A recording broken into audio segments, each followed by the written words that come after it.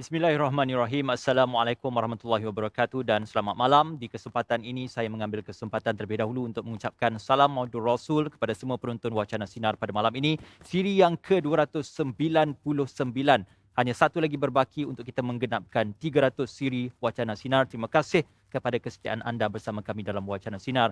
Untuk kita membawa gambaran yang lebih dekat pada topik yang akan kita bincangkan pada malam ini, berkolerasi dan juga menjelang pembentangan rang undang-undang perbekalan bagi tahun 2022 tidak lama lagi, sudah pastinya kegusaran ataupun tumpuan akan diberikan. Apakah bantuan-bantuan dan juga insentif akan diberikan kepada mereka yang terkesan disebabkan oleh pandemik COVID-19.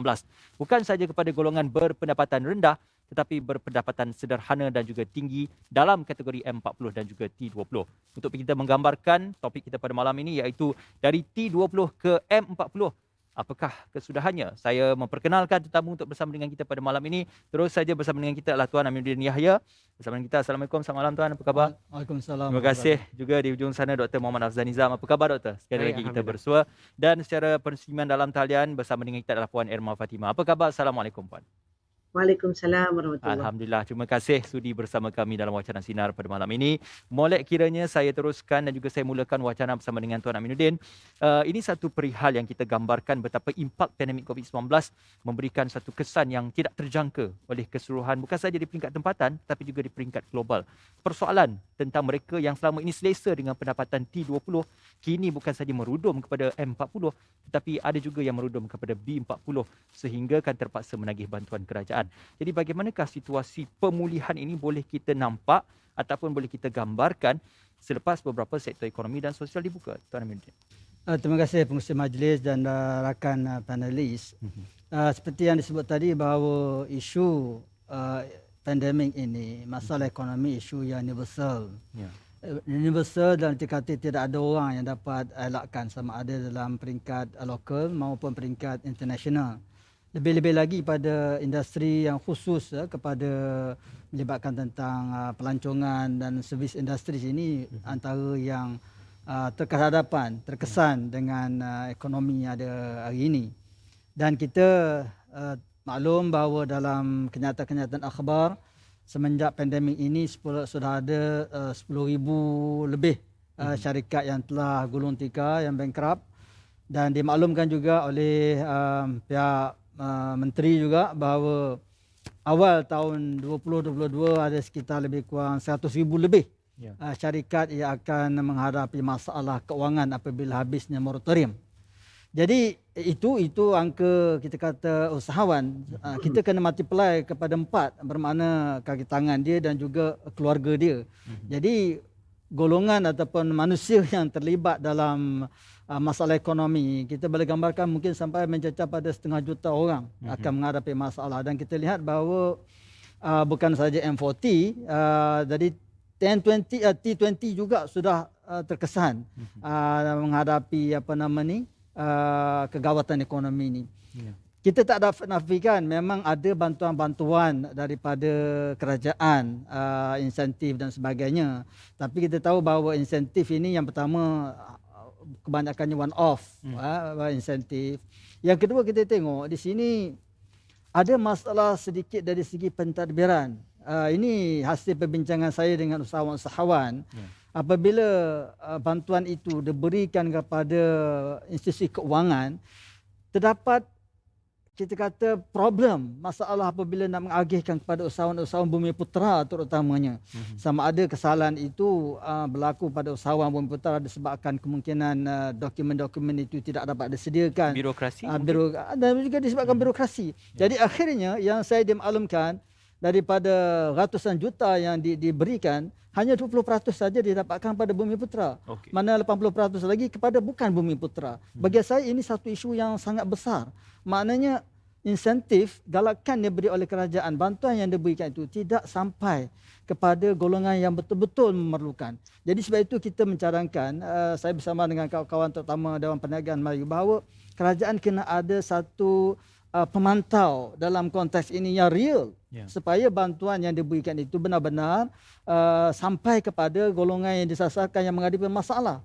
Sebab itu kalau kita tengok dalam cadangan kita pada pihak kerajaan, kita kalau boleh minta kerajaan wujudkan satu institusi satu syarikat ataupun satu GLC yang beri bantuan ini kepada Bumiputera, bukan kepada institusi kewangan yang kita tahu institusi kewangan ini mempunyai syarat yang begitu ketat. Ya.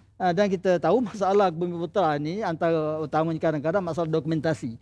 So bagi saya masalah-masalah birokrasi dokumentasi ini antara perkara-perkara dilema yang dihadapi oleh mungkin pihak institusi perbankan dan juga usahawan ini. Itu doktor boleh jawab seketika nanti. Jadi sebab itu bagi saya benda ini harus kita lihat dan dipantau dan kena ada satu kerjasama bagi saya antara pihak kerajaan dan juga antara usahawan-usahawan ini dibawa berbincang. Sekarang ni perkara itu tidak secara menyeluruh. Jadi akhirnya usahawan-usahawan yang menghadapi masalah tentang keuangan ini akan terus menghadapi masalah, dan saya risau bahawa kalaulah kita kata 500,000 menghadapi masalah. Baru ada kawan saya beritahu, dia kata ada 6 orang telefon dia. Daripada 6 orang itu 4 orang sudah bersedia untuk membunuh diri. Ini orang Islam, bukan orang bukan Islam. Kita tak pernah dengar. Dan sehingga hari ini sejak tahun 2019 sampai sekarang sudah ada 10,000 orang yang telah membunuh diri. Dan majoritinya adalah orang Islam. Jadi bermakna ini bukan isu, bukan satu perkara yang luar biasa bagi saya dalam konteks suasana yang dihadapi hari ini. Jadi sebab itu perhatian khusus. Kita tak mahu masalah-masalah polisi, retorik itu saya rasa kerajaan tidak kurang. Sejak zaman merdeka lagi kita mempunyai polisi, mempunyai kita kata agensi-agensi yang bagus bagi saya. Tetapi bila tiba pada pelaksanaannya dengan birokrasinya, dengan ketirisannya dan sebagainya, jadi peruntukan dia berikan polisi itu tidak benar-benar sampai kepada golongan yang disasarkan. Bagi saya ini menimbulkan masalah yang besar dan perlu bagi saya lah mencadangkan pihak kerajaan mewujudkan satu, mengurangkan birokrasi ini, pentadbiran rakyat ini, mewujudkan institusi yang berasingan khusus seperti kita wujud dulu dana harta dan sebagainya untuk menyelesaikan masalah ini. Why not kita buat sekali lagi kali ini khusus untuk orang Bumiputera. Ini bukan masalah rasis, bukan kita, tetapi semua orang tahu bahawa yang paling terkesan sekarang ini adalah masalah Bumiputera orang Melayu. Orang Cina ialah kita tahu mereka mempunyai simpanan yang banyak dan sebagainya. Tak apalah itu, mungkin kita kata sikap orang Melayu ini tak boleh nak menyimpan, tak pandai. Itu kita ketepikan sebentar. Jangan cari kelemahan. Kita look forward bagaimana kita nak hidupkan benda ini. Dahlah kita usahawan kita tak ramai, tetapi kalau ratusan orang lagi bankrupt mengasalah, saya bimbang akhirnya pencapaian dasar ekonomi baru kita yang pernah dibuat kita dulu bukan kata nak sampai 30%, malah saya dah fahamkan hari ini dah jadi 9%. Okey. Baik, kita melihat dan juga menganggap satu penjelasan inklusif daripada Tuan Aminuddin tadi. Krisis preparation itu bukan suatu krisis itu berlaku, tetapi sebelum krisis itu berlaku untuk persediaan apakah kebarangkalian perniagaan itu akan terjejas. Apabila disebutkan tentang birokrasi dan dokumentasi, kita juga faham institusi keuangan terikat dengan amalan perniagaan dan mereka juga melakukan perniagaan. Jadi perkara-perkara berkaitan birokrasi, dokumentasi ini adalah satu perkara yang sedari awal kita perlu patuhi kepada beberapa kita kata panduan dan juga garis panduannya. Tetapi apabila diceritakan tentang, kita ambil aspek moratorium, kelonggaran, khusus institusi keuangan untuk melonggarkan moratorium dan pemberian moratorium, apakah sebenarnya institusi keuangan ini juga beraspirasi untuk membantu masyarakat atau hanya mementingkan perniagaan semata-mata, Doktor? Okey, saya selalu cakap benda ni berkenaan dengan bagaimana peranan institusi perbankan utamanya dalam agenda untuk membantu rakyat dan sebagainya lah. Satu perkara yang kita akui bahawa institusi perbankan tadi disebut juga ya, perbankan tu merupakan suatu perniagaan. Bila bercakap pasal perniagaan, maksudnya ada satu bentuk kebergantungan kepada pelanggan.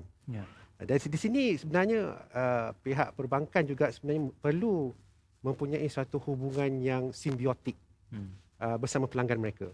Dan di sini saya melihat apabila berlaku isu berkenaan pandemik ni merupakan satu isu yang bukan calang-calang ya. Kalau dulu negara kita ni pernah menghadapi Spanish flu, tapi itu tahun 1918. So maksudnya lebih 100 tahun baru kita dapat COVID-19 yang skala yang sebesar itulah. Jadi sudah tentu impaknya tu memang orang kata tu besar. Jadi boleh dikatakan apabila berlaku situasi itu, dia orang kata tu agak memeranjatkan. Jadi bila kerajaan antara perkara ataupun langkah yang diperkenalkan moratorium tu, saya kira itu satu perkara yang mengambil kira orang kata tu kesan kepada para pelanggan bank. Dan apabila berlaku moratorium, pihak bank tidak akan menganggap pelanggan yang mengambil moratorium itu sebagai tidak membayar hutang. Maksudnya pengklasifikasikan akaun tersebut tidak dianggap sebagai NPL. Itu satu perkara sebenarnya kita perlu akui sebenarnya. Maksudnya itu dia langkah tersebut cuba mengimbangilah orang kata tu keperluan untuk membantu yang mereka terkesan, pada masa yang sama juga untuk memastikan orang kata tu perniagaan tu berada dalam keadaan yang baiklah. Doktor, apabila kita melalui pandemik COVID-19 ni, adakah peningkatan ketara berlaku khususnya dari segi T20 yang tidak mampu lagi untuk membayar balik pinjaman ataupun diheret oleh bebanan hutang keuangan ini? Kita lihat data daripada ataupun bancian yang juga oleh pihak Department of Statistics Malaysia, Jabatan Perangkaan Malaysia. Dalam laporan terbaru pun menyatakan bahawa mereka yang telah turun daripada golongan T20 kepada M40 sekitar 12.8%. Okey. Mereka yang daripada M40 jatuh ke B40 sekitar 20%. So maksudnya impact itu besar. Maksudnya dia merangkumi, merentasi segenap lapisan masyarakat lah. Tak kiralah dia T20 ke M40, bergantung kepada industri yang mereka bekerja. Tadi Tuan Adi ada sebut tentang industri pelancongan kan. Jadi memang kalau cakap pasal pelancongan ni, antara industri yang terkait adalah sektor penerbangan. Yang kita dapat lihat di sosial media, berapa ramai orang kata tu para juruterbang telah pun beralih kerjaya ke arah perniagaan. Jadi itu salah satu bentuk respon lah. Tapi memang dari segi pendapatannya itu tak samalah daripada mereka bekerja sebagai pilot dan berniaga. Sudah tentu akan ada satu gap yang mana di situ peranan kerajaan yang saya nampak perlu dipertekankan, kerana ialah kita nak beralih arah kerjaya kan, daripada bekerja makan gaji kepada berniaga.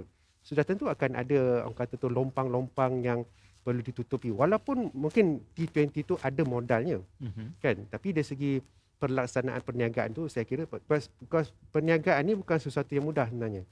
Dia memerlukan kemahiran, dia memerlukan suatu keazaman juga. Jadi suatu bentuk latihan perlu diadakan, diberikan supaya mereka dapat orang kata tu embrace this new normal lah, so to speak. Macam itulah. Saya suka untuk mengkorelasikan pandangan daripada doktor tadi kepada pertanyaan bagi Puan Irma, bercerita tentang sudah pasti asas kepada perniagaan itu untuk mencapai hasrat dan tujuannya. Yang pertama mesti ada modal, yang kedua mesti ada pelanggannya, dan yang ketiga mesti ada kaedah pemasaran yang berkesan. Puan Irma sendiri banyak berkecimpung ataupun bersama dengan para usahawan dalam industri mikro dan juga kecil dan juga sederhana. Jadi apa pandangan Puan Irma melihatkan kepada apakah selepas kita beralih kepada endemik ini akan ada hadirnya sinar baru untuk mereka yang baru ingin berjinak-jinak dalam perniagaan, ataupun ini bukan waktu yang sesuai untuk bermula dalam perniagaan, Puan Irma? Agak lama juga bersama-sama dengan usahawan, dengan program-program keusahawanan yang kita buat bersama-sama dengan agensi kerajaan juga, dan ketika ini saya sedang membuat Zero to CEO untuk membantu usahawan-usahawan dalam ketika pandemik ini.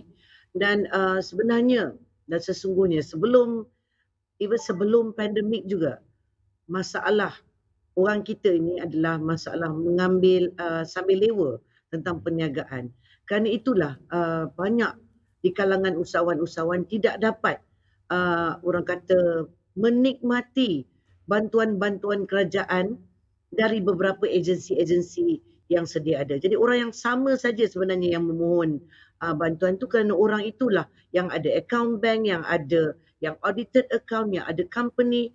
Tetapi untuk kita membentuk usahawan-usahawan itu untuk mencari jalan yang betul ataupun berniaga dengan cara yang betul agak susah sebenarnya. Dan apatah lagi dalam ketika sekarang ini saya mendapati yang ini bukan penyakit baru, ini memang penyakit lama. Ini bukan penyakit pandemik COVID, ini adalah penyakit orang kita yang mengambil lewa tentang perniagaan. Dia ambil dan dia mungkin berada dalam satu comfort zone yang merasa macam cukuplah sekadar apa yang dia dapat ketika itu. Jadi bila kita dilanda pandemik, kita harus mencari jalan lain, jalan keluar untuk kita tetap terus berniaga, tapi mungkin dengan cara lain, mungkin dengan cara online atau sebagainya. Tetapi ilmu itu tidak ada. Jadi itu adalah masalah yang besar dengan orang kita sebenarnya. Yang Uh, paling utama. Puan Irma, seketika juga saya Ya. nak selitkan pertanyaan berkenaan dalam kita menjalankan perniagaan. Inovasi produk baru itu juga adalah satu perkara yang akan diberi perhatian oleh para pelanggan. Dalam pengalaman Puan Irma sendiri, dengan sebegitu banyak persaingan yang ada di pasaran, khususnya pasaran-pasaran IKS ini, apakah terdaya untuk usahawan-usahawan Bumiputra ataupun usahawan IKS ini untuk bersaing tanpa melihat kepada inovasi yang berterusan supaya boleh menjadi lain daripada lain di pasaran IKS? Ya, salah satu lagi masalah dengan orang kita, usahawan ni adalah kita lebih kepada menjadi follower. Kita bukan trendsetter. Kita kalau orang jual keripik salted egg, semua usahawan akan buat keripik salted egg. Jadi dah penuh dekat dalam orang kata semua kedai salted egg. Jadi dia tidak ada inovasi dalam erti kata untuk meningkatkan produk mereka pun mereka kadang-kadang malas nak berfikir. Jadi inilah di antara isu yang saya rasa agak susah dan sukar, dan macam saya dengar tadi mengenai orang kata ada birokrasi, ada orang kata dokumen-dokumen yang perlu disiapkan oleh usahawan untuk mengambil grant atau apa dan sebagainya. Tetapi saya rasa yang paling utama adalah kena ada seseorang ataupun kena ada pantauan dan guide daripada orang untuk push usahawan ini ke arah itu. Bukan bimbing lagi dah. Dia kena push. Kerana orang kita ni kena push and push and push. Itu pun belum tentu dia buat. Baik, satu pandangan yang konklusif untuk kita mulakan bersama dengan Puan Irma. Terus saja pada Tuan Aminuddin, respon daripada kita melihat perlu ada daya desakan ataupun faktor-faktor desakan untuk menggambarkan bahawasanya para usahawan ini boleh digerakkan dengan lebih dekat. Kalau pandangan Puan Irma tadi bercerita tentang orang kita ini malas ataupun tidak ingin mengambil peluang kepada perkara-perkara yang sedia. Namun Tuan Aminuddin bercerita tentang dokumentasi dan birokrasi. Jadi sudah semestinya kedua-dua faktor ini akan dijadikan satu penghujahan ataupun alasan untuk orang-orang kita tidak menjalankan perniagaan dan pada akhirnya hanya bergantung pada makan gaji. Apakah ini punca utama ataupun payung utama penghalang kepada perniagaan itu menjadi semakin maju? Dia kena bergelap begini ya saudara Ismail. Kita bukan saya selalu sebut perkara ini, tapi kadang orang tak suka. Kita kena lihat sejarah bagaimana dalam negara kita ini, bagaimana orang Melayu didiskriminasikan ratusan tahun ya oleh penjajah. Tak dibenarkan berniaga, tak dibenarkan duduk di bandar, tak dibenarkan edukasi pelajaran pun. Sekolah pun tak apa nak ada compare dengan bangsa lain. Jadi ratusan tahun kita berhadapan dengan suasana macam itu. Walaupun saya sangat tidak setuju kalau orang kata orang Melayu ni malas. Sebab saya tahu ayah saya sendiri kebun getah ada, lepas subuh dah pergi kebun getah. Lepas berehat sekejap pergi pula ke sawah. Balik malam bawa, bukan malas. Tetapi masalah peluang itu tidak diberi oleh penjajah ketika itu. Baik, itu masalah penjajah. Jadi bermakna saya nak sebut di sini bahawa kita mempunyai satu senario yang sangat menekan kita, di mana kita didiskriminasikan secara real dalam kehidupannya. Dengan harapan apabila berlakunya kemerdekaan dan sebagainya dengan dasar ekonomi baru, perkara ini dapat diatasi. Tetapi isunya pula timbul masalah kita kata ketirisan pentadbiran dan sebagainya, menyebabkan orang Melayu terus terpinggir dan sebagainya, sehinggalah ke hari ini. Bukan Melayu malas, saya tidak mahu sebut sangat, memang ada kelemahan.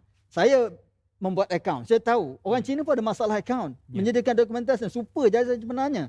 Tidak cuma bilangan mereka itu sedikit, tetapi bilangan orang Melayu ni ramai, jadi seolah-olah masalah itu hanya pada orang Melayu. Sebab itu dalam konteks ini, bagi saya lah, sebab itu kami dalam NGO kita memperkenalkan satu sistem yang mana ramai orang tak suka, termasuk orang Melayu, termasuk maaf saya katakan kerajaan pun tidak bersetuju, iaitu BMF, Buy Muslim First. Ini sebagai saya satu solution yang boleh menyelesaikan banyak masalah pada Bumiputra ini, dan kerajaan sepatutnya mengambil model ini membantu orang Melayu berniaga. Saya tidak nafikan kita ada bank, tetapi kita kena ingat kita sekarang wujud dalam sistem kapitalis. Yang kuat akan menekan yang lemah, yang kaya akan menekan yang miskin. Hatta walaupun kita ada bank Islam ataupun bank-bank lain yang bercorakkan Islam, tetapi still kita kata dalam kepompong kapitalis, yang mana akhirnya hanya orang yang ada duit, orang yang boleh serve pihak bank akan survive. Okey. Tetapi bagi mereka yang ada masalah sedikit, bank takkan kompromi. Lambat 2 bulan, tu hantar surat, tu hantar bankrupt. Jadi saya kata ada berapa ratusan ribu peniaga Melayu sudah bankrupt. Tidak kita nampak pun bank mengalami kerugian dalam pandemik ini. Bank masih lagi menguntung berbilion ringgit. Jadi konsep sistem kapitalis ini, ekonomi yang seperti ini sebenarnya tidak membantu. Sebab itu kita memperkenalkan BMF. Dan alhamdulillah walaupun BMF itu tergugat sekejap masa PKP ini, tetapi apabila kita lancarkan dulu dan 2 tahun lepas, terus saya katakan puluhan usahawan yang saya jumpa, mereka merasa begitu teruja dengan sistem ini, dan ada antara mereka mengatakan perniagaan mereka meningkat 3-fold, 3 kali ganda, 2 kali ganda dan sebagainya. Tapi Tuan Aminuddin, rantaian perniagaan itu bukan hanya tertakluk kepada produk-produk Muslim ataupun pembeli Muslim semata-mata. Dan kita juga melihat kepada amalan kapitalis ini adalah rantaian itu, pelanggan, peniaga itu terdiri pada pelbagai golongan. Jadi bagaimana Buy Muslim First itu boleh memanfaatkan satu golongan yang disebutkan ini? Kita kena lihat ada. Kalau tuan pergi ke pasar raya, di mana produk orang Melayu ada? Ya. Di hujung, di pinggir, sehingga orang tak jumpa pun. Kalau kita pergi pun kita tak minat pun, tak jumpa pun. Dia letak tempat tingkat atas dan ini dilema yang dihadapi oleh mereka. Bukan mereka tidak ada usaha, macam saya katakan tadi. Bukan mereka tidak ada inisiatif nak buat. Orang Melayu bukan tidak kreatif, bukan tidak bijak, tetapi peluang-peluang itu. Dan kita tengok, walaupun macam saya katakan tadi, kerajaan ada polisi, ada insentif, tapi implementasi itu banyak berlaku loopholes. Banyak berlaku kelompongan sehingga tidak sampai pada sasaran. Akhirnya tidak sampai kepada, tidak menyelesaikan masalah pun. Jadi sebab itu hari ini pegangan equity kita daripada 30% yang tak pernah sampai turun kepada 9% hari ini. Ini saya dapat maklumat dalaman walaupun dideklar dalam 16%. Kenapa ini berlaku? Kerana tidak ada. Kita kena faham untuk kita compete dalam keadaan kita ditekan ratusan tahun macam saya katakan tadi, untuk compete dengan orang lain yang ada support daripada pelbagai pihak, memang sukar katakan ini. Tetapi bukan nak kata produk mereka tidak bagus. Sebab itu kita create produk benda ini. Yes, kita tengok saya sebab bancian. Kalau betul kita amal ini kita tengok pusat tahfiz di Malaysia ni ada 500,000 student. 500,000 student. Kalau seorang makan RM30 satu hari, setahun berapa bilion kita boleh dapat. Itu pusat tahfiz sahaja. Jadi maknanya kalau kita hanya supply satu barang saja, berapa multi-millionaire kita boleh wujudkan. Apabila mereka keuangan ada, mereka boleh mendirikan infrastruktur, mereka ada boleh membukakan orang. Kadang-kadang kenapa kita kata masalah dokumentasi? Mereka tidak ada duit untuk bayar seorang accountant yang profesional. Mereka tidak ada machinery sistem yang boleh mereka kata. Ini antara benda-benda orang kata chicken and egg lah. Chicken and egg. Jadi sebab itu bagi saya rantaian BMF ini perlu kerajaan support. Antara benda agenda yang boleh menyelesaikan masalah ekonomi orang Melayu. Dan terbukti. Boleh tanya kawan-kawan saya yang terlibat hari ini, mereka sangat seronok. Tetapi akhirnya yang saya sedihnya apabila kita lancar BMF, kerajaan pula lancar BMF. Tapi buy Malaysia First. Jadi kenapa kerajaan buat begitu? Sebab kita kena ingat, Melayu adalah golongan majoriti. Dan apa-apa yang menjejaskan orang Melayu ini, akan ekonomi dan sebagainya, akan berlaku kekecohan, riot di dalam negara kita ini. Jadi sebab itu saya rasa menjaga the majority ini sangat penting dalam nak mencapai keamanan dalam negara. Bukan kita nak diskriminasi. Mereka, bangsa lain sudah kaya. Kalau kita tengok dari segi household income, kita nombor last sekali. Selepas China, India, orang Melayu bawah ini. Jadi kenapa kita nak beri fokus yang khusus? Kita masih malu-malu, kerajaan masih teragak-agak. Memanglah kita berbelang kaum.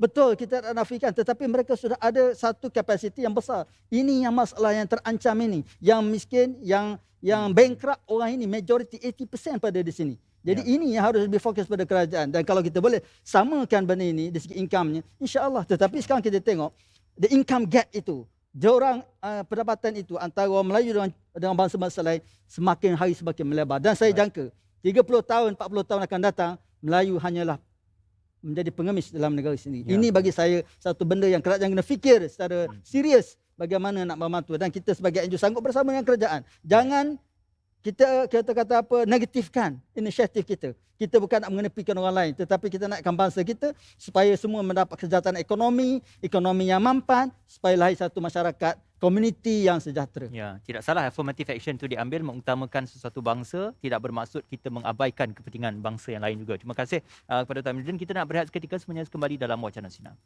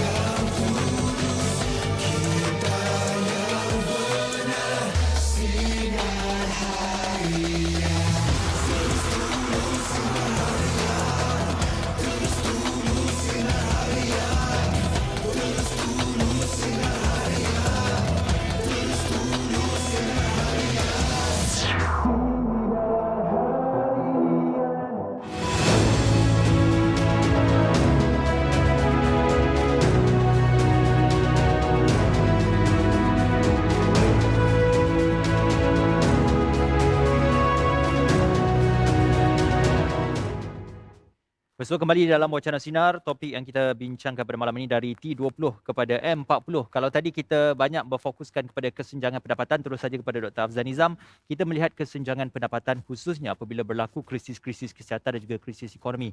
Dalam perihal ini, kita melihat 2 tahun sudah diumumkan tentang pendapatan gadis kemiskinan yang ditingkatkan daripada 900 lebih kepada 2,000 lebih, menggambarkan bahawasanya sudah lebih banyak kelompok mereka yang berada dalam kategori miskin, khususnya miskin bandar. Ini juga menggambarkan kegusaran kita tentang berlakunya jurang ataupun kesenjangan dari segi pendapatan. Yang kaya terus kaya, yang miskin akan terus kekal di bawah. Jadi apakah fahaman itu ataupun falsafah itu dikatakan benar dalam pengamalan dan juga berdasarkan fakta realitinya, Doktor? Berdasarkan fakta tu memang benar lah. Kalau kita lihat angka yang dipanggilkan Gini coefficients tu meningkat pada tahun 2020 lah. Yeah. Lebih 0.4 macam tu dia punya angkanya tu. Namun situasi kesenjangan pendapatan ni dia bukanlah merupakan suatu masalah yang orang kata tu unik kepada Malaysia. Tapi dia merupakan suatu masalah global sebenarnya. Negara maju pun menghadapi masalah yang sama juga. Cuma nak memperbaikinya tu memang ada suatu cabaran yang besar lah.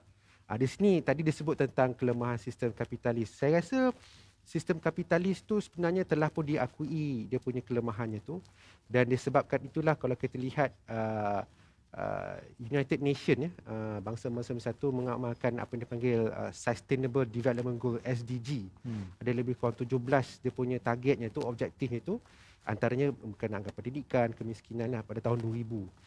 Kemudian sekarang kalau kita lihat komuniti pelaburan, dia memberi fokus kepada faktor ESG, environmental, social dan governance. Itu juga sebenarnya orang kata tu berpaksikan kepada wujudnya permasalahan di dalam sistem ekonomi kapitalis. Kembali kepada di Malaysia, terutamanya institusi perbankan Islam, konsep dipanggil VBI, Value Based Intermediation, diperkenalkan oleh pihak Bank Negara Malaysia pada tahun 2017. Macam tu juga dia berpaksikan situasi apa dikatakan triple P bottom line lah, di mana dia memberi kesan fokus kepada people, planet dan prosperity. So maksudnya naratif untuk memperbaiki situasi ekonomi yang agak tidak seimbang ni, iaitu menjurus kepada kesenjangan pendapatan tu sudah pun diakui dan sedang cuba diselesaikan. Namun permasalahan ini dia bukan permasalahan yang mudah untuk diselesaikan. Dia melibatkan banyak aspek, terutamanya dari segi pendidikan, dari segi kesihatan, dari segi infrastruktur. Okay. Kemudian kalau kita lihat profil pendapatan isi rumah kita, purata pendapatan isi rumah pada tahun lepas sekitar RM7,016 macam tu.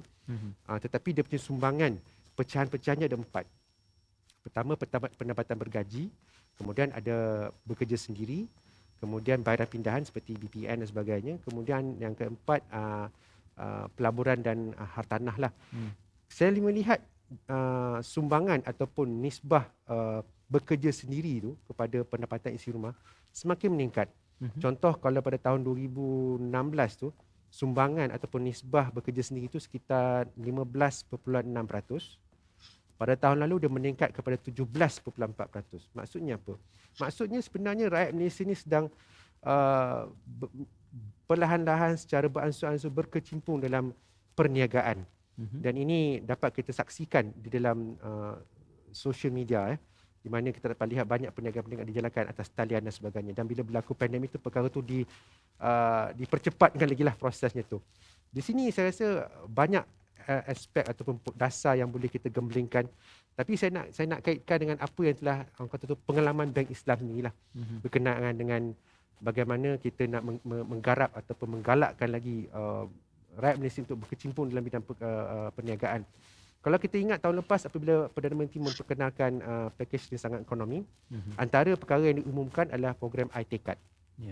iTekad ni merupakan suatu bentuk kolaborasi di antara Bank Islam dengan bersama SME Corp dan juga Majlis Agama Islam Wilayah Persekutuan. Yang mana kita akan mengambil asnaf-asnaf yang disediakan oleh pihak Majlis Agama Islam Wilayah Persekutuan, asnaf dan juga B40 lah. Lebih kurang kita target lebih kurang ada 100 peserta. Pihak SME Corp pula berperanan sebagai pihak yang akan memberikan latihan. Dan berdasarkan apa yang kita lihat pada tahun lepas sampailah sekarang ni, lebih kurang, tapi dah lama lah saya tengok, lebih kurang 12 orang tu dah mencatatkan perniagaan yang baik, dah orang kata tu mula menggajikan para pekerja, dan yang paling penting sekali dah mula membayar zakat. Okey. So maksudnya apa? Maksudnya bantuan ataupun program tu memang dah ada dah. Cuma mungkin kurang diwawarkan ke apa ke, ataupun perlu diperbesarkan lagi skalanya tu. Dan saya dimaklumkan program IT Card ni telah pun diperkembangkan ke negeri-negeri yang lain bersama bank-bank yang lain. Okey. Doktor bercerita tentang mengeluarkan mereka yang berada dalam belenggu kemiskinan itu keluar daripada kepompong kemiskinan atau tahap kemiskinan. Tetapi apabila kita berfokus balik kepada topik perbincangan kita adalah melihatkan kepada mereka yang tersepit di tengah-tengah, M40 khususnya. Ada yang mengadu ataupun memberikan keluhan, katanya M40 ini dahlah terpaksa membayar cukai. Kadang-kadang insentif-insentif yang diumumkan kerajaan pun tidak layak untuk diberikan kerana hanya tertakluk pada B40. Jadi perkara-perkara berkaitan tentang tekanan terhadap golongan pertengahan ini amat tinggi, khususnya mereka yang bukan, ialah memang nampak pendapatannya mungkin 7-8 ribu, tetapi beban pinjaman hutang ni pun tinggi, untuk menyara kehidupan di bandar juga tinggi, dan inflasi juga semakin meningkat. Perkara itu perlu diambil kira. Apakah nasib M40 kalau sekiranya terus ditekan dalam keadaan seperti ini? Sebenarnya pendekatan terhadap M40 ni telah pun beransur-ansur diubah. Maksudnya kalau dulu bayaran pindahan, cash transfer ni hanya eksklusif kepada B40. Tapi kalau kita lihat sekarang ni, M40 pun dah mula dapat sedikit bantuan ataupun sedikit manfaat daripada bayaran pindahan tersebut. Jadi di situ saya kira M40 telah pun mendapat manfaat lah. Walau bagaimanapun, yalah, kita susah nak mengkategorikan bantuan ni hanya kepada bentuk pendapatan M40, B40. Sebenarnya kita perlu melihat benda ni lebih luas lagi. Kalau semata-mata kita nak kata M40, B40, kalau B40 tu pula, kalau kita kata dia sebagai pesara, kalau setakat berdasarkan pencen contohlah. Kalau pencen, kalau 2,000 dah kira B40. Tapi bagaimana pula dengan kalau anak-anak bagi duit kat mak bapak dia, lepas tu duduk dalam rumah yang sihat. So maksud saya tu, definisi mereka yang layak diberi bantuan ni kalau kita restrict hanya kepada kohort pendapatan, mungkin ada golongan-golongan yang kita terlepas pandang. Mungkin ada golongan terdapat terlebih pula dia punya manfaatnya tu. Maksudnya berlaku pembaziran, berlaku ketirisan. Maksudnya dari sudut data, dari bagaimana pemantauan dilakukan, siapa yang betul-betul layak tu, saya kira perlu diperhalusi supaya mendefinisikan golongan yang layak menerima bantuan tu lebih terangkum. Tidak semata-mata hanya pendapatan saja. Benar, pendapatan satu segi boleh melambangkan tahap ekonomi seseorang, tapi bagaimana pula dengan keadaan rumahnya, mungkin dia dapat rumah warisan dan sebagainya lah. Contoh, maksudnya bagi saya tu dia lebih teliti dari sudut memberikan siapa yang layak menerima bantuan. Kalau sekadar pendapatan saja, dikhawatiri berlaku tersasar dia punya bantuan tu tadi. Okey, baik, satu pandangan yang jelas dan juga menarik daripada doktor. Terus saja pada Puan Erma bercerita tentang tujuan-tujuan perniagaan, khususnya mereka yang masih lagi dikategorikan sebagai berkecimpung dalam perniagaan mikro. Perbezaan antara perniagaan secara fizikal dan juga perniagaan secara dalam talian. Sudah pasti kita ke arah ekonomi digital, kita ke arah memasarkan ekonomi digital. Namun masih lagi ada setengah peniaga yang merasakan bahawasanya pemasaran secara digital, penjualan secara digital ini tidak seperti secara fizikal, kerana kebanyakan mereka masih lagi bergantung kepada premis, gerai-gerai perniagaan dan juga kedai-kedai perniagaan khususnya di tepi-tepi jalan ini untuk menghasilkan satu pulangan perniagaan lebih baik berbanding secara pemasaran digital ataupun jualan secara digital. Jadi bagaimana untuk kita mengasimilasikan ataupun untuk kita menyeimbangkan antara pemasaran perniagaan digital dan juga secara fizikal ini supaya khususnya mereka yang berada dalam perniagaan mikro ini tahu apakah hala tuju sekurang-kurangnya untuk perniagaan pada tahun hadapan. Puan. Okey.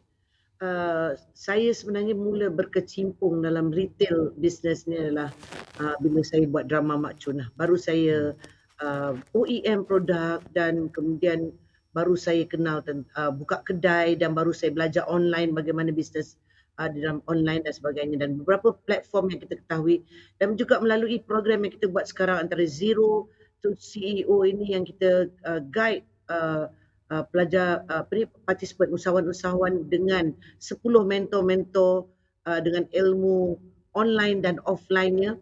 Jadi apa yang saya boleh katakan di sini adalah bunyi ini macam senang. Kita boleh berniaga di online ketika pandemik untuk kita selamatkan bisnes kita.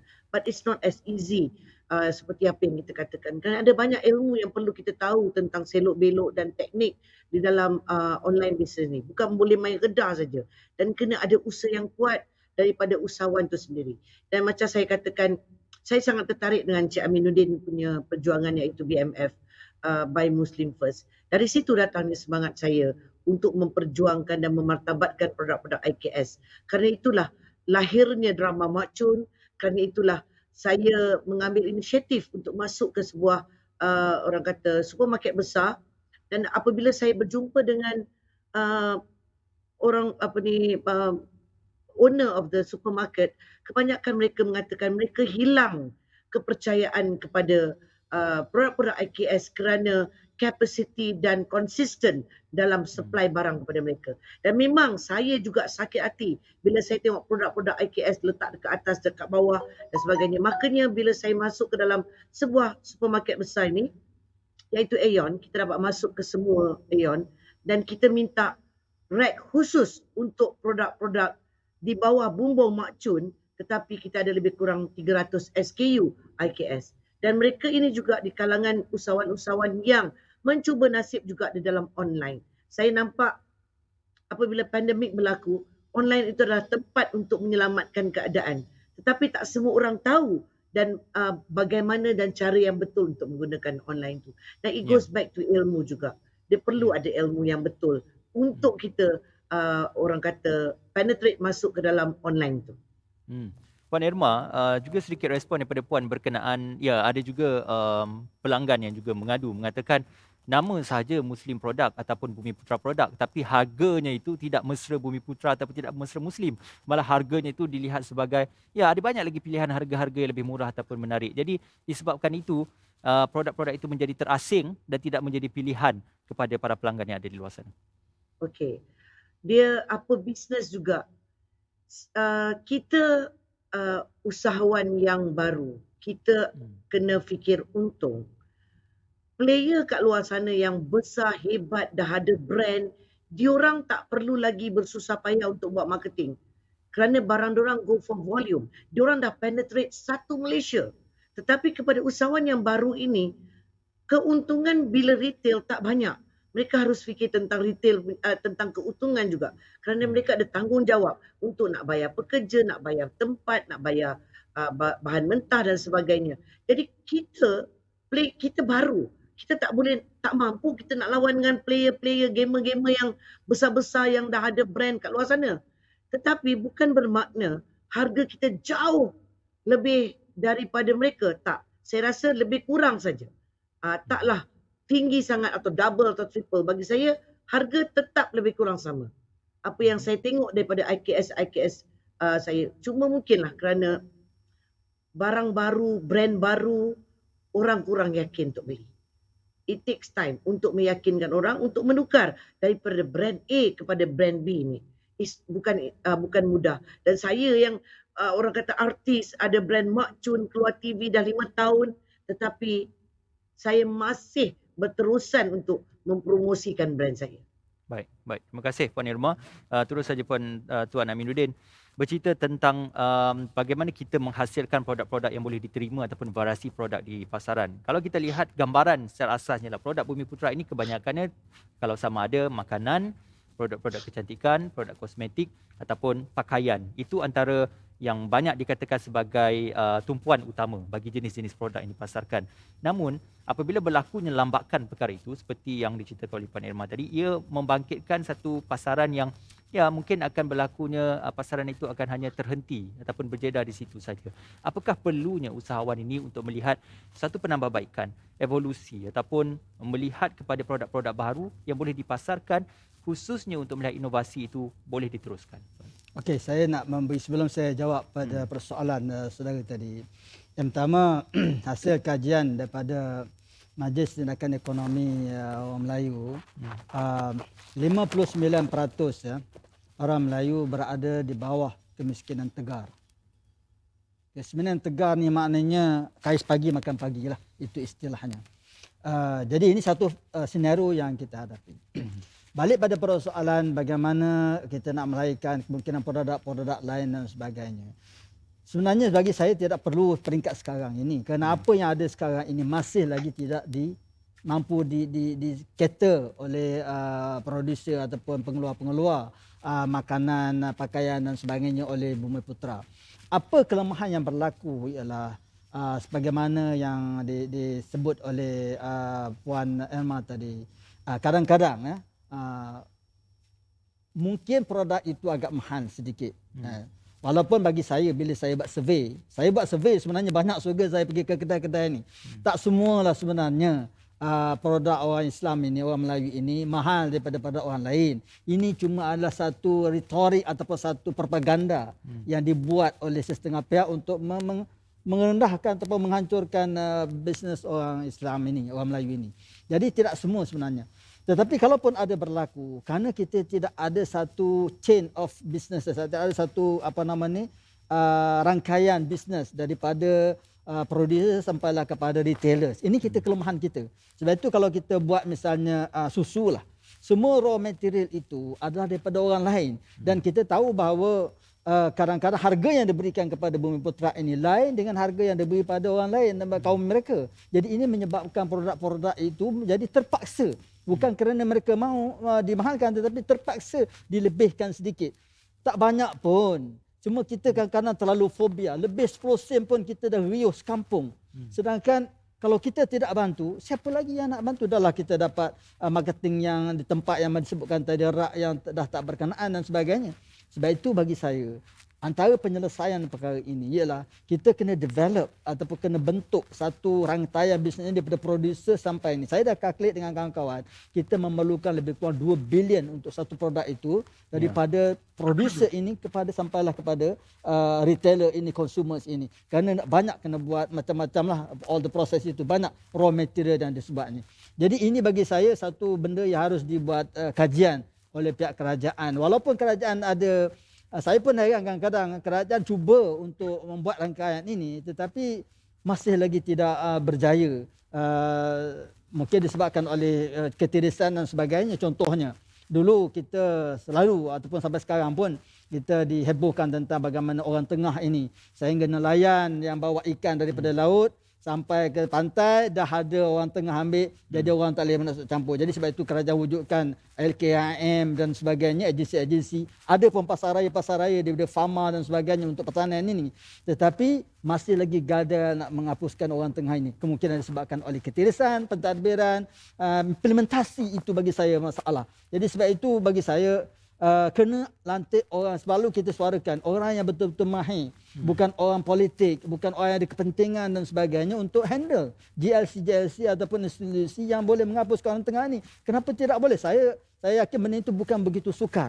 Sehingga hari ini nelayan ini terpaksa secara paksa. Walaupun mereka sudah bertahun nyawa di laut, seminggu, 2 minggu, kadang-kadang berbulan, balik-balik terpaksa beri kepada orang tengah. Orang tengah ini, peraih-peraih ini yang mengaut segala keuntungan ini.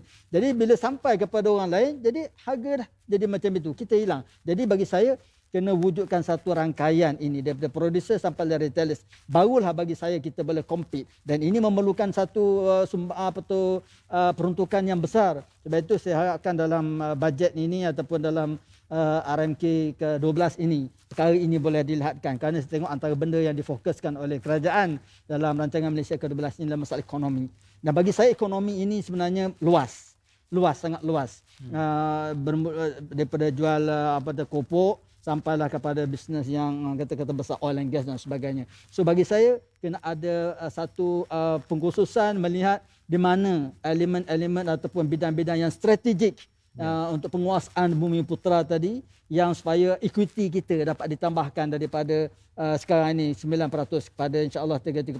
Tetapi kajian itu dibuat dan pastikan orang yang profesional, orang teknokrat, bukan sebab orang yang kepentingan ataupun orang yang ada kepentingan politik dan sebagainya, menyebabkan benda itu ada, polisi itu baik tetapi tidak sampai kepada sasaran yang sebenarnya dia dicapai. Apakah kita memerlukan aspirasi perubahan dari segi politik untuk melihat perkara ini juga melakukan perubahan? Saya, kalau saya boleh katakan di sini tanpa berselindung, memang kita memerlukan kepimpinan baru, idea baru.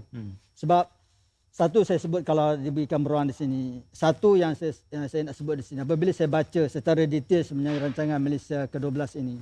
Satu elemen yang kelompokan yang sangat besar yang saya sangat terkejut sebenarnya ialah elemen keagamaan ini tidak ada. Hampir tidak ada. Kalau ada pun mungkin sikit-sikit sangat. Sedangkan kita tahu ya, dalam hidup ini ada benda yang boleh ditampungkan oleh ekonomi, oleh duit.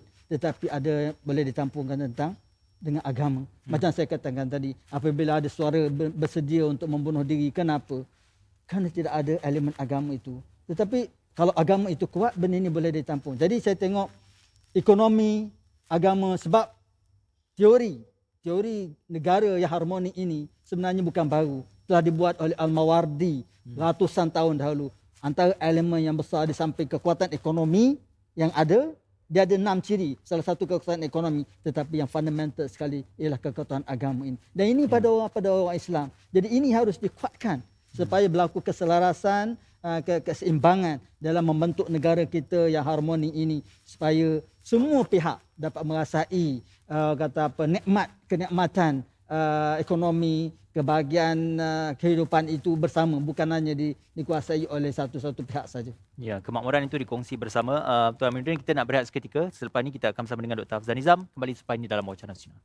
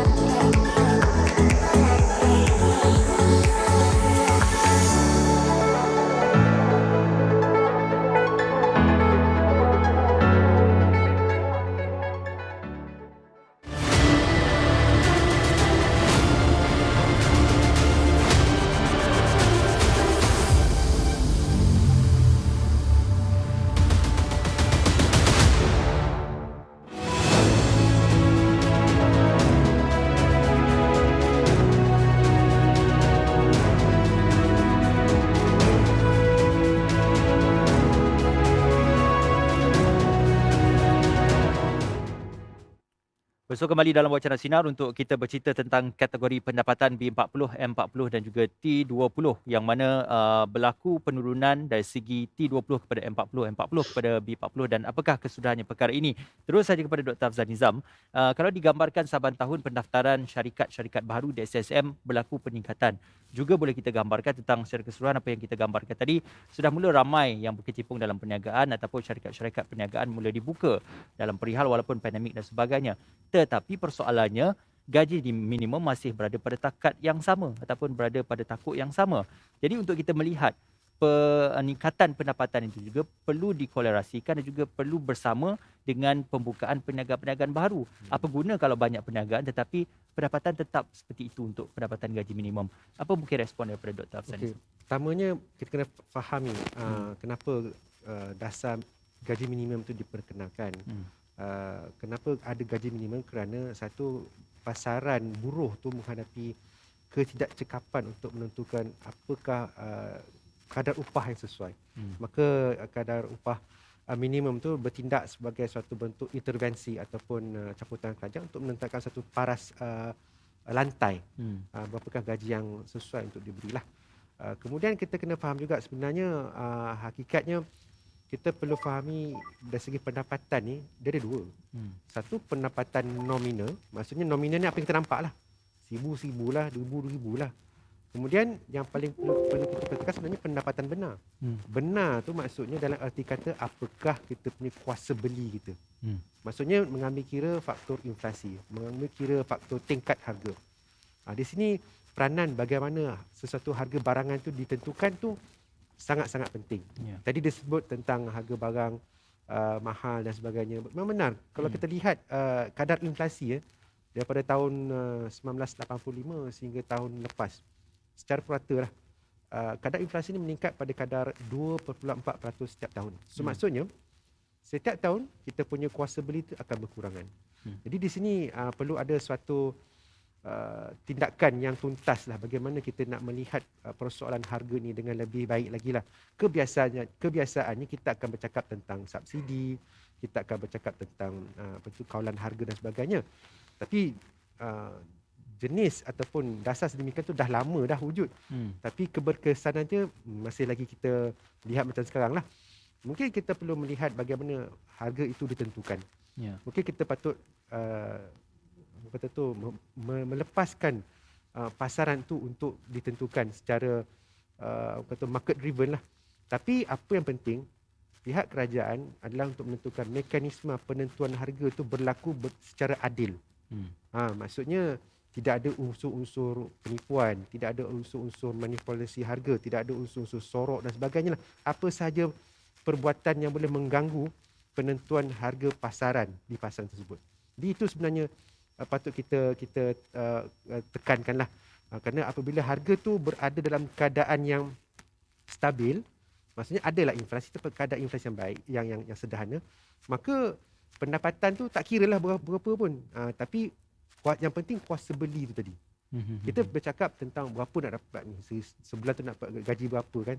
10,000 ke 20,000 ke. Tapi kalau dapat gaji nominal yang banyak pun, tetapi harga barang masih mahal, jadi secara realitinya sedikit saja barangan yang boleh dibeli. Jadi maksudnya ada dua perkara yang kita lihat. Satu, tingkat harga ataupun tingkat upah tu sendiri bagaimana ia ditentukan. Kemudian bagaimana harga pula memainkan peranan supaya kekal berada dalam keadaan yang baiklah. Jadi bila kita lihat perkara itu secara big picture, punya masalahnya bukanlah tertumpu hanya satu perkara saja. Baik. Satu pandangan yang konklusif daripada Dr. Hafsan Nizam. Terus pada Puan Irma, tadi banyak diceritakan tentang sikap usahawan ataupun peniaga ini yang tidak melihat untuk memajukan perniagaan dari segi margin keuntungan ataupun jumlah keuntungan dari semasa ke semasa. Yang boleh kita gambarkan ketika ini khususnya dalam pasaran perniagaan mikro ataupun IKS sendiri, hanya menggambarkan bahawasanya apa yang diperoleh hari ini hanyalah untuk dibawa pada hari esok. Apa yang didapat pada hari ini adalah untuk modal hari esok ataupun untuk dapatlah sebagai pendapatan hari esok. Tidak memikirkan tentang mungkin perjalanan 5 tahun, 10 tahun ataupun 20 tahun untuk produk perniagaan ataupun syarikat perniagaan itu. Mengapakah sikap ini masih lagi berlaku ataupun disebabkan oleh mungkin dalam situasi pandemik ini masyarakat tidak mahu mengambil risiko untuk merisikokan diri dan perniagaan mereka. Apabila melabur terlalu banyak, maka kerugian juga akan menjadi banyak. Lebih baiklah melabur sedikit untuk mendapatkan hasil yang sedikit untuk esok saja. Puan Irma. Soalan itu bukan timbul hanya di pandemik ya, saya rasa dia sudah sebati dengan kita bahawasanya itulah di antara puncanya ya, apabila kebanyakan sebahagiannya, bukan semua, ada usahawan yang kita nampak dia punya kesungguhan untuk membesarkan empire perniagaan dia dan berbagai-bagai cara digunakan. Dia sanggup harungi berbagai-bagai cabaran untuk mempersiapkan diri dia untuk membina empire yang lebih besar. Tapi ada juga antara usahawan itu yang memang sudah berada dalam comfort zone. Maksud saya di situ adalah dia merasa cukup sekadar untuk lepas duit makan dia dalam minggu tu atau untuk hari itu. Jadi dia tidak ada usaha atau impian untuk membesarkan empire-nya. Itu yang kita kata, inilah mereka-mereka golongan yang susah untuk mendapat bantuan daripada kerajaan. Kenapa? Kerana dia sendiri tak berminat untuk register SSM, buka company, tidak ada account. Itulah duit untung, itulah duit sekolah anak, itulah duit nak bagi kat suami, nak beli petrol atau apa. Jadi tidak ada sistem yang betul dalam perniagaan. Kerana dia sendiri tidak mempunyai impian untuk membina empire perniagaan itu sendiri. Jadi susah nak cakap. Kerana sebahagian daripada usahawan tu kerana saya berjumpa dengan berbagai jenis usahawan. Dan saya nampak ada ramai juga di antara yang sanggup melakukan apa saja untuk membesarkan empire-nya. Dan bila kita nak masuk ke dalam supermarket besar khususnya, kita kena ada bajet yang besar. Kerana bukan hari ni kita jual, bulan ni kita jual, hujung bulan dibayar kita.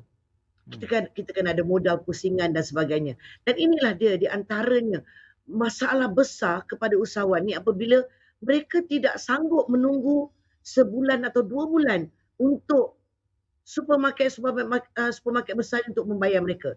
Kerana mereka perlu duit modal untuk roll. Tetapi bila nak minta pula dekat agensi kerajaan tidak ada bajet atau tidak ada orang kata bantuan yang merupa modal pusingan. Kebanyakan untuk beli mesin, untuk buat packaging, tetapi tidak ada untuk modal pusingan kepada mereka-mereka yang seperti ini. Jadi saya berdepan dengan ramai usahawan-usahawan yang seperti ini yang kita bagi peluang untuk masuk ke dalam supermarket besar, tapi mereka tidak ada modal pusingan dan tidak ada satu agensi kerajaan yang boleh bagi modal pusingan untuk mereka tu. Jadi saya boleh katakan kat sini sebenarnya sangat subjektif persoalan itu. Adakah mereka sanggup nak keluar duit untuk meraih keuntungan? Namun seorang usahawan juga harus tahu dia nak melabur duit, nak meraih keuntungan, tetapi sasarannya tepat atau tidak, betul atau tidak. Orang kata aim dia tepat atau tidak. Dan kalau sekiranya dia ada duit sebanyak tu saja, bagaimana kita nak expect dia untuk keluarkan duit untuk labur sedangkan tidak menjanjikan keuntungan ataupun orang kata at least balik modal kepada dia, sedangkan dia baru lagi kepada mereka yang baru. Kepada orang yang dah lama, diorang saya rasa diorang sangat berani untuk membuat satu tindakan. Ya, Puan Irma, apa komen Puan Irma bercerita tentang situasi perniagaan berbentuk ejen dan juga stokis ini dianggap sebagai satu perniagaan yang baru yang boleh diceburi oleh sesiapa sahaja walaupun tidak mempunyai modal yang besar tetapi boleh melakukan perniagaan menjadi ejen dan juga stokis. Apakah ini perniagaan yang kita ingin teruskan ataupun boleh memberi pendapatan yang baik untuk mereka menyertainya? Okey, seperti apa yang kita sedang lakukan sekarang yang macam saya kata program yang saya buat ni, kita ada satu kategori yang kita membantu dropship. Dropship tidak perlu ada modal, dropship tidak perlu pegang produk, founder yang pegang produk dan founder yang kena guide dropship. Khususnya lah agent dan stokis ini adalah mereka yang ada duit. Kerana mereka kena beli produk dengan harga yang margin yang agak keuntungan yang agak tinggi kerana dia bayar cash. Tetapi kepada dropship, ini adalah game yang kita sedang buat sekarang, yang kita main dalam program ini, Zero to CEO ini adalah kita nak develop mereka-mereka yang perlukan pendapatan sampingan dengan belajar berniaga bermula daripada menjual produk orang tanpa perlu modal. Apa yang you perlu buat adalah usaha dan you kena ambil kelas-kelas yang kita bagi, khusus-khusus yang kita bagi. Jadi saya rasa game ini dah lama dah founder-founder berjinak-jinak dengan ini dan saya nampak ramai usahawan-usahawan yang berjaya kerana mereka ada ramai agent, stokis dan dropship.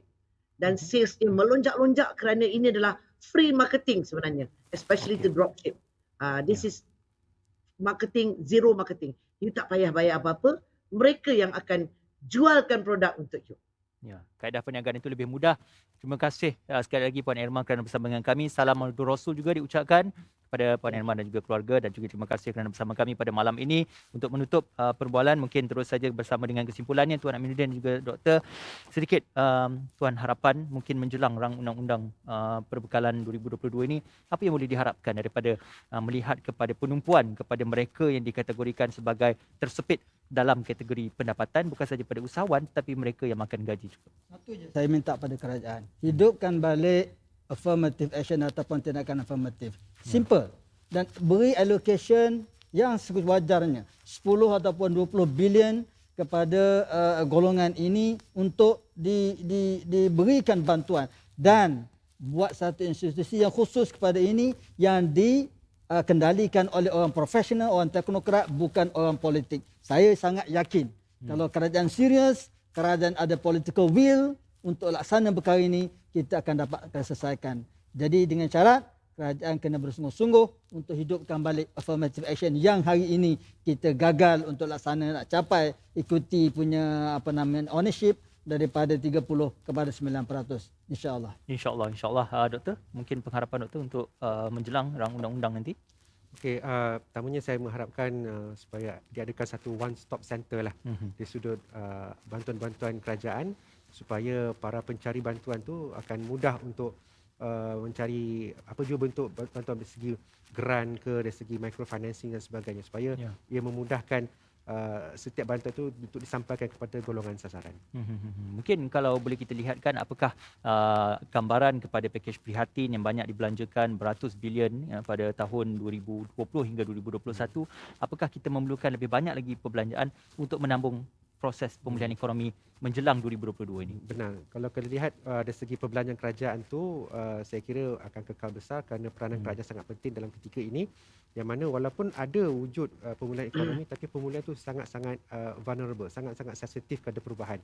Kerana kita tak tahu apakah akan wujud lagi varian yang lain dan sebagainya yang memaksa untuk berlakunya lockdown sekali lagi. Contohnya lah. Maksudnya risiko untuk berlaku tu memang ada, dan di sini peranan peruntukan kerajaan yang besar tu sangat-sangat penting untuk menjana pertumbuhan ekonomi ataupun pemulihan ekonomi yang lebih konsisten lagi. Tuan Aminuddin, 2022 tahun yang terbaik untuk mungkin Muslim Produk ataupun Bumi Putra Produk, ataupun ada lagi perkara yang perlu diselesaikan, bukan saja aspirasi kerajaan tetapi aspirasi usahawan itu sendiri? Ya, I think sebagai seorang usahawan, saya yakin usahawan tidak pernah kecewa dalam konteks membina perniagaan mereka. Cuma di sini bagi saya lah, mana-mana ekonomi dalam dunia ini, pemangkin pada ekonomi adalah kerajaan sendiri, bukan usahawan. Usahawan adalah pelaksana, tetapi pemangkin pada pencanaan ekonomi ini adalah pada kerajaan. Sebab itu polisi pada kerajaan ini perlu benar-benar polisi yang dapat menyampaikan kepada golongan sasaran, bukan hanya polisi atas paper. Saya yakin kerajaan banyak duit kalau kerajaan serius. Kita tahu Pandara Papers beratus bilion ada di sana. Minta maaf kalau saya katakan, bawa balik duit sana. Harga minyak dah naik daripada $30 kepada $70. Harga kelapa sawit sudah naik daripada 600-700 ringgit kepada 3,000 ke 4,000 ringgit. Maknanya kita ada. Our coffers is still full of money in that sense. Jadi kenapa kita tak boleh peruntukkan kalau kerajaan serius? Tapi kalau kerajaan hanya sekadar retorik saja, akhirnya yang akan ternaik adalah orang-orang Bumi Putra. Dan saya risaulah kalau kita tengok yang berlaku kekecohan, berlaku riot di negara-negara ini sebabkan punca ekonomi.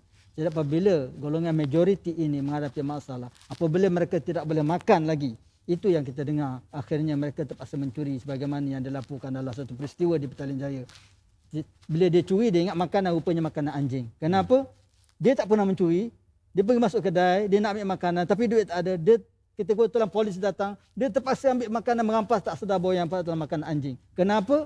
Kerana dia dah terdesak nak bagi makan anak, tak ada. Jadi jangan sampai ke peringkat akhirnya akan berlaku satu kekecohan, satu riot dalam negara kita ini disebabkan masalah ekonomi. Jadi saya minta sangat kerajaan pandang secara serius golongan yang paling besar ini, golongan majoriti ini, jangan sampai akhirnya mereka melakukan perkara-perkara yang di luar dalam peruntukan perundangan kita. InsyaAllah, insyaAllah. Sama-sama kita nantikan apakah aspirasi yang akan digagaskan dalam rang Undang-Undang Perbekalan 2022. Terima kasih Tuan Aminuddin, terima kasih Dr. Hafzan Nizam. Salam Mahdhur Rasul juga diucapkan kepada kedua-duanya, juga pada penonton kami. Terima kasih Puan Irma Fatimah bersama dengan kami pada malam ini dalam Wacana Sinar. Alhamdulillah bersempena dengan hari yang mulia ini, sebenarnya kita dapat menggagaskan bersama dengan anda harapan khususnya daripada pihak Bumi Putra, pihak peniaga-peniaga Muslim dan sebagainya, dan mereka yang terjejas disebabkan oleh pandemik COVID-19 ini, untuk melihat penambahbaikan yang boleh dilakukan dari semasa ke semasa. InsyaAllah sama-sama kita saksikan apakah bajet 2022 nanti akan memberikan fokus kepada perkara-perkara yang disebutkan. Terima kasih sekali lagi. Dengan itu kami tinggalkan anda dengan Assalamualaikum dan selamat malam.